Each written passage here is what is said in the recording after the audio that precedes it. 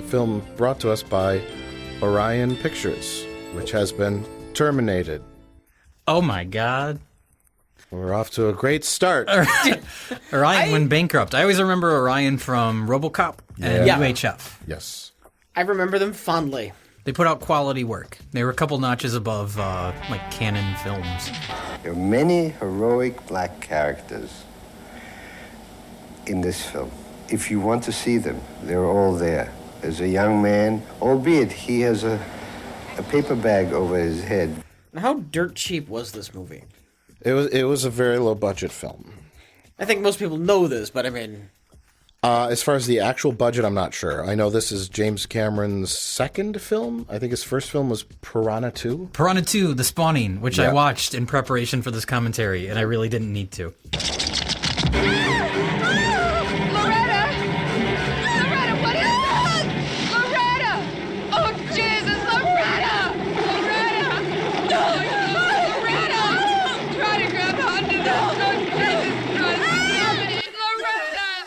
Well, yeah. Well, he came up with the idea for Terminator when he was filming Piranha 2 in Italy. Something like he said that. He had a horrible fever, or he was sick, and he had nightmares about a machine coming to kill him. Oh yes, I have heard that. And then once he got shit canned from Piranha 2, he probably tried even harder to get this made. Yeah. Most of that movie is not actually directed by James Cameron, but for legal reasons, he's the credited director. Wait, he got canned from Piranha 2? He was going over, like, schedule and stuff, because he's James Cameron. So even for a shit sequel like Piranha 2, he was taking too much time on it. Wow. So the producer came in and directed most of the movie. But it's interesting, the opening scene of that movie is like the most James Cameron thing ever, where it's two people exploring underwater and finding a ship and exploring the sunken ship. I did have a lot of anxiety over the loss of control on that. I was basically taken off the picture, then I was rehired later to shoot some second unit underwater stuff, and then I was booted off the picture again. That did have probably a traumatic effect. And so since then, I've always tried to maintain as much control as possible.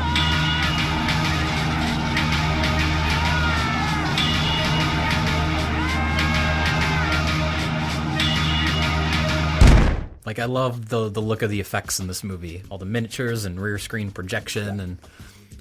Yeah, a lot of that, the opening scene, it's a combination of rear screen projection and forced perspective miniatures. Yeah. Every trick in the book. Every trick in the book. James Cameron knew about that because he was doing visual effects before he directed. Yeah. He did miniature work or matte painting for Escape from New York. He's actually a very good artist. I mean, I don't know. I'm sure most people know that, but he was really good. He draws the Terminator. I think he did the concept art. Yeah. Yeah, yeah. And that's what they went off of. So a lot of people know that. Do most people know that he loves himself? Yes, most people do know that. Do most people know that he's a horrible, egotistical monster? They know that? Okay. Well, you know what? Rightly so. Like it's not a pompous arrogance. It's just sort of like, we don't know if this was going to work or not, but I had a feeling like if I did it this way, I'm smart enough to do it that. Yeah, and you know, it's a deserved arrogance because Okay. See, any kind of hack director would just cut establishing shot of the city. Yeah. Shot a garbage truck, but he does it cleverly, and he transitions it beautifully from the post-apocalyptic world to a nude Arnold Schwarzenegger. Which is what we all came here to see. It's a staple of the series. Every movie is a remake of this movie, except for Terminator 4. We are dead! We are all dead! Except for Salvation, it's all just the exact same plot rehashed, with slight variations in it. Very much like the Borg. Yeah. Right, where it's like... Anything after that, you're just redoing the same thing. And if you attempt to expand on the idea, it just is disastrous. Yeah. But Borg are a collective of individualist creatures that want to take away your individuality. That's the scary part, you know? And then you're done. But if it's popular, it gets milked to death. We all know this. Now there's a queen! There's a queen who's in charge of them all! She'll be back. No! Talk to the hand. No! Probably one of the greatest movie monsters of all time. Mm-hmm. And I hate him too. One minute they make him a hero, they just soften that. They kind of shit on that a little bit. I agree. That's my biggest issue. Like, I like T2 a lot, but you really have to get over that hurdle of, oh, now the little boy and the Terminator are best friends. I mean, I don't hate the movie because of it, but I still prefer the first one because I love Arnold as that emotionless killing machine. Yeah. Well, that's Sure. I know Arnold was hesitant about the second one because James Cameron was making him a hero. Oh, really? Nice night for a walk. Back then, all Arnold had was his body. Now he doesn't Not, even have not that. anymore, yeah. now all he has are his catchphrases. Though I saw the trailer for Maggie. It actually looks like he actually looks decent. I liked him in Maggie because they knew how to utilize him properly. He doesn't talk a whole lot. It's all. I mean that in a good way. It's like he has just like this grizzled, like he doesn't look so like huge and imposing anymore. Jay, is this the first cinematic appearance of Bill Paxton? I don't know actually. I mean, maybe he had a bit role in something else. What He is has it? a tire tread. But is it a tattoo or did he draw that on that morning? I think the implication is that it's supposed to be a tattoo. Okay. Or he got ran over by a car on his face. Just right before filming, it was a coincidence. And you're like, James Cameron's like, that works. Originally supposed to be shot in Toronto, Oh, really? but ironically, they had a hard time getting permission and permits and stuff to film that. Oh, that's funny. Now everything's shot in Toronto. Now it's reversed. Here's Michael Biehn, star of such hit films as The Terminator. The Terminator and Aliens. He's in Aliens. Eh. He's a good actor. He didn't really get a lot of attention after these couple of movies, but I've always liked Michael Biehn. Wait, shut up. Dick Miller's It's Dick on Miller. the It's screen. Dick Miller. No, I clean forgot he was in this. Oh, Dick Miller's the he doesn't best. last for very long. He's just in this one scene, as he is in many B movies. A little tractor filled with gremlins runs him over. Him looking in the phone book here. That's my favorite aspect of this movie is like these future technologically advanced robots coming back and just looking through the phone book. Well, it's the technology at the time. That's fair. Sure. Now, Rich, are they going by married or maiden names? They're going by what's in the phone book. Yeah, I don't know that Skynet understands these things. Skynet just knows Sarah Connor killed Sarah Connor. Sarah Connor, 35, Oh, in so-and-so, Okay. And I'm like, first of all, he opens the door and there's this like 50-year-old woman, and how is she of childbearing age, right? Yeah. And then they credit her as 35 on the radio, and then I looked it up. Exactly 35 when they filmed this. The actress was? Yeah. are you kidding? I'm not kidding. That poor woman. See, this was perfect. They show him in the past driving the car with the guy in the back, just to set up that Kyle Reese does know how to drive a car, even though he's a post-apocalypse baby, right? That's a good point. Now here is this Paul Winfield, Captain Terrell from Star Trek II: The Wrath of Khan, Oh, yeah. That's right. the man who commits suicide with a phaser. So great. And, of course, Lance Henriksen. And Lance Henriksen, yeah. Was Linda Hamilton basically an unknown at this time? I'm guessing she was, right? This was probably before, like, Beauty and the Beast and... Oh, yeah, this is Yeah, that was before Beauty and the Beast. Yeah, Okay. that was like '87, I want to say. Yeah. Okay. I don't like Linda Hamilton. Why not? She's boring. Even in Terminator 2? Yeah, I mean, I like a lot of what Energy she did with Terminator 2. It was her idea to essentially make the character crazy. Like, if you had this knowledge of the future and what was to come, like, you'd go a little nuts. So I really like her in that movie. But yeah, anything else I've seen her in, not very memorable. Maybe that's why she's kind of fallen off. You don't see her in much anymore. Well, James Cameron made sure of that. Was it his influence that blacklisted her from Hollywood? Possibly, yeah. Did they have some kind of falling out? Well, they were married. Oh, Oh, you didn't even know that? I don't pay attention to their fucking personal lives. I don't give Okay. a shit. I don't know how many times James Cameron's been married, but he married the lady in I think he's currently married to the lady in Titanic. The old lady? Old lady? Hey, here we go. No, Rose's granddaughter. Look at, they're smoking. They're smoking indoors in a police station. Now she's what? She's eating pizza all by herself? What's happening? Can we talk about Arnold? And originally James Cameron wanted Lance Henriksen. Henriksen. Yeah, because the original concept was Lance Henriksen was just an average-looking man who could slip into the crowds and be a silent killer. Yes. And then they're like, okay, let's have this gigantic Austrian bodybuilder do it. And then they sort of admitted, like, it's a bit of a contradiction. Like, Kyle Reese is in the dance club, and he's like, where's this Terminator? And there's this 40-year-old man who's 6'9", 390 pounds of muscle, and oh, that's not him. But and I bring it up because I'm watching this like scene, and it works better this way because of the fact that it's a bit of a contradiction, and it's almost funny in a way, because here is a robot from the future who's nothing but muscle, and he's here to kill one lady. And he's like arming to the teeth. Do you really need an Uzi 9mm? Do you really need 65 guns? You're there to kill a lady. It's comic book logic. Exactly. Yeah. It's not. It doesn't go so far as to be cartoon logic. It's on the border. There's some reality in there. It's in the middle ground. Yeah. That's something no one talks about is the music in this movie. I really like the score. I like the synth. It has sort of a John Carpenter feel to it. Yeah, it's great. It's all right. Oh my God, look out. And when you look at all the stuff they were able to do on a limited budget with this movie, I mean, this whole chase scene here, like, this is great stuff. It's all right. What it really needs, like the car needs to get onto the freeway and like hit other cars and have those cars flip over in slow motion. And that's important to the story that's being told. He needs to jump from car to car. Yeah. Well, here we are. This is a great scene. This scene creeped me out as a kid. As well it should. Yeah, this is great stuff. It's Stan Winston, right? Oh, yeah. I know he did the second movie. I couldn't remember if he did the first one or not. Nope. This is all Stan Winston. Rest in peace, Stan Winston. Yeah. Although he's not needed anymore because we got computers. That's true.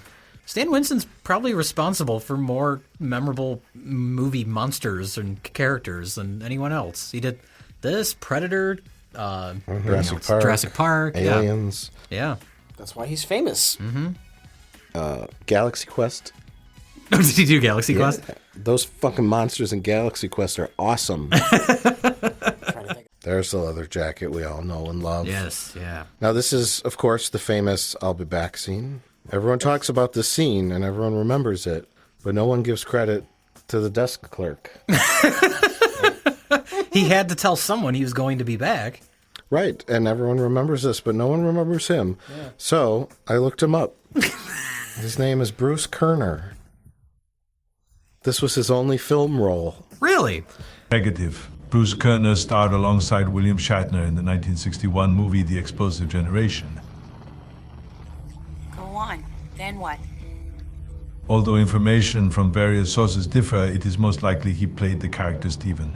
Stephen, what worries you the most right now? Me? Yes, you. Well, I got this theme I got to hand in to my English teacher, And you haven't done? He's also credited... Well, he does get killed, so... Yeah, right. I'm sure that was... They accidentally drove the car through the windows. It's like an unrelated accident. Yeah. But apparently he went on to be a producer on such hit TV shows as Moesha, The Parkers, and A Different World. Oh, I remember A Different World. Unless that was a different Bruce Kerner and someone accidentally listed them all under the same Bruce Kerner. That does happen on IMDb sometimes. So, we don't know. But I would like to think that this man went on to produce episodes of Moesha, though. It's possible. He really looks like the guy who went on to produce episodes of Moesha and A Different World.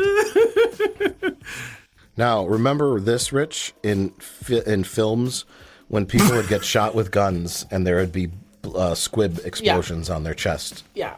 Do you remember that? I remember that. It was a great time. The 80s were amazing for movies. It's when they were still R-rated. Now, I do gotta say, this is a great sequence, the shootout at the police station. There was a very, very, very similar police station shootout in Maniac Cop 2 with Robert Z'Dar. And I think that shootout is actually much more awesome than this one. Okay. Wow. So that's a bold statement, but I stand by it. You hear that, James? Shootout is great. Oh no! Someone turned on the smoke machine. That's fair though. That's smoke from all the explosions, right? How did "I'll be back" become such a catchphrase? I'll be back. Which movies didn't he say it in? Do we know? I'll be right back. Oh, he said it in other movies as like a joke? I'll be back? He didn't say Do you it not know in, this? He says it in everything. He didn't say it in Hercules in New York. Kindergarten Cop? He probably says it in Kindergarten Cop. Probably does. I know he says it in The Running Man. I'll be back. The Running Man's awesome. He probably says it like 20 times in the Expendables movies. I'm sure they milked the shit out of that. Oh no, Expendables 2. They swap the catchphrases. Bruce Willis says, "I'll be back," and then Arnold goes, "Yippee-ki-yay," or something stupid like that. Those movies are fucking garbage. Those Expendables movies suck so much.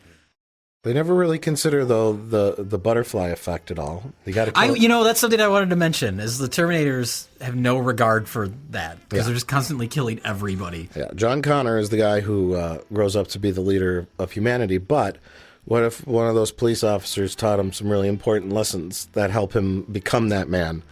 And the Terminator's just mowing everyone down. Well, the only thing that Skynet would be concerned about is Skynet. And at the point Skynet sends the Terminator back in time, Skynet is doomed because John Connor's about to smash Skynet. Yeah. So it's kind of a desperation ploy. Yeah, that's true. Rich, are you defending Skynet? I'm defending Skynet. Their horrific tactics. Are you an apologist for Skynet? Skynet is the ISIS of the computer world. What? Linda Hamilton's hair in this movie makes her look like the Beast from Beauty and the Beast. It makes her head shaped just like the Beast. That's right. What a miserable future. I love all this stuff. I love the look of it. Why didn't they do this for Salvation? That's so weird. Yeah, I know. I like what they did with Salvation. I like that kind of Mad Max look.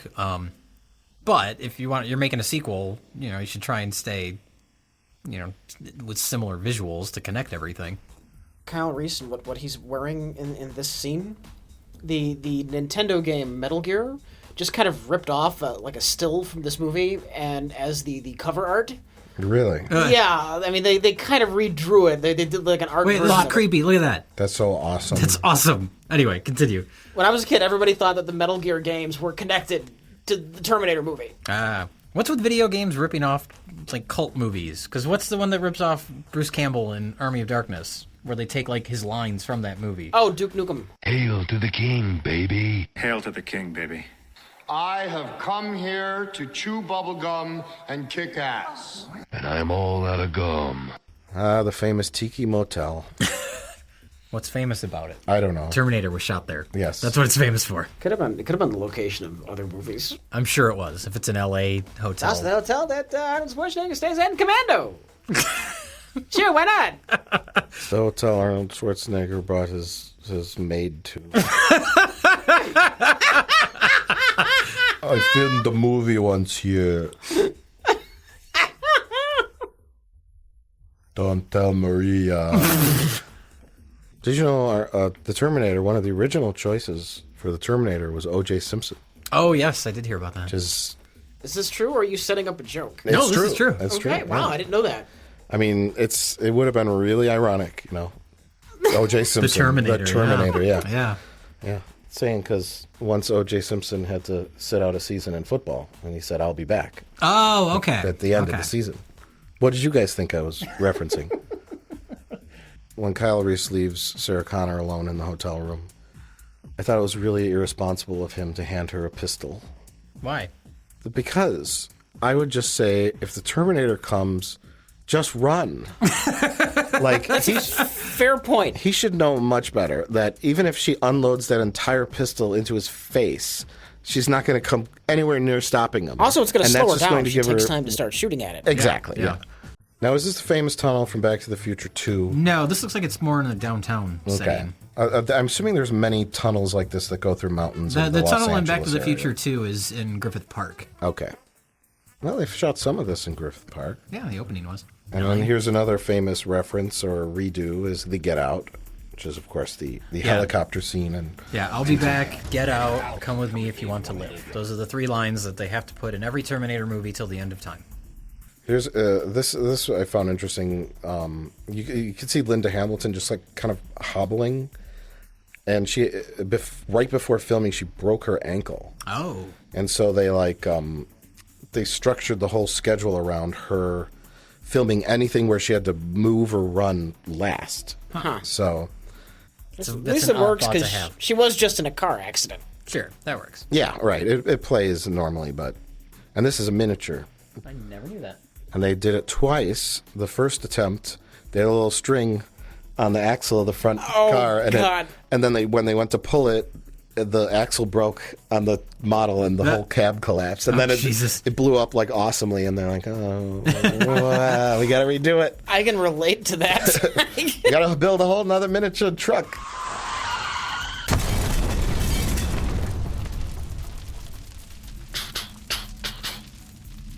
Now this is, if you're making a low-budget B-movie, action movie, you have to have a guy on fire at some point. Yes. You have to. It's a staple. Because it's effective and cheap. Yeah.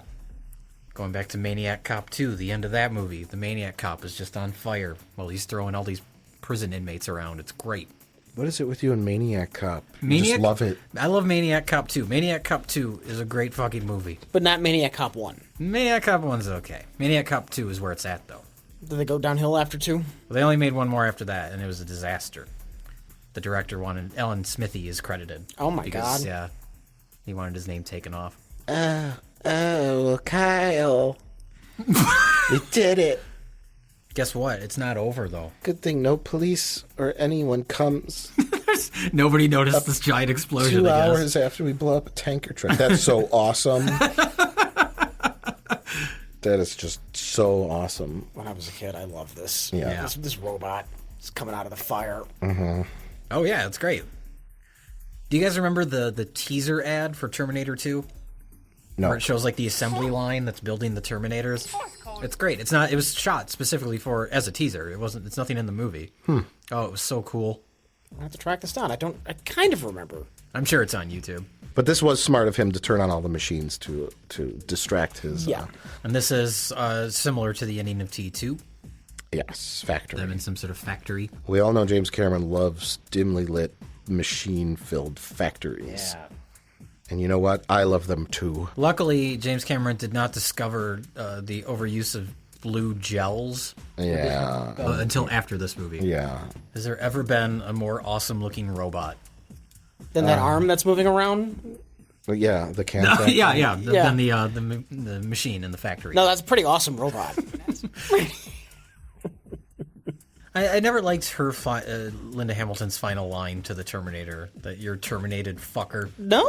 That's so awesome. I don't know. It just, like, I guess I'm just thinking more realistically. Like, in that moment, she would not stop to make some stupid catchphrase. That's the moment where she gets hardened. Yeah. Oh, That's sure, a but character you don't moment. need that line. Like, it still comes across without a line. Yeah. What would you have preferred, she said? Yippee-ki-yay, motherfucker. That's okay. That's better. That's fair.